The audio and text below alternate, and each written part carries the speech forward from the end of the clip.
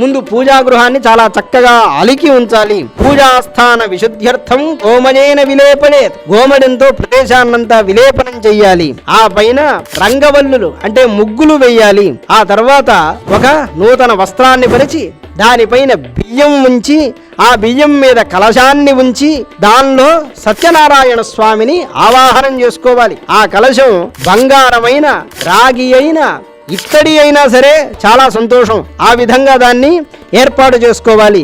ఈ కథా విశేషంలో చెబుతూ ఎప్పుడు లోభం అనేది కూడదంటాడు. లేని దానికి పోయి ఎంతో వైభవంగా చేయాలని చెప్పడం లేదు. తనకున్న దాంట్లో చక్కగా అనుష్ఠానం చేయాలి అది చెప్పడం. ఉన్న దాంట్లో తరుగు చేసి ఎప్పుడు కూడా ఈ వ్రతాన్ని చేయవద్దు. కరుషమాత్ర సువర్ణేన తదర్థార్థేన వా పునః ప్రతిమాం కారడేద్ విప్ర సత్యదేవస్య సత్పతే. ముఖ్యంగా ఈ వ్రత నియమాల్లో చెప్పేది సువర్ణ ప్రతిమ అనేది చాలా ఆవశ్యకమై ఉంటుంది.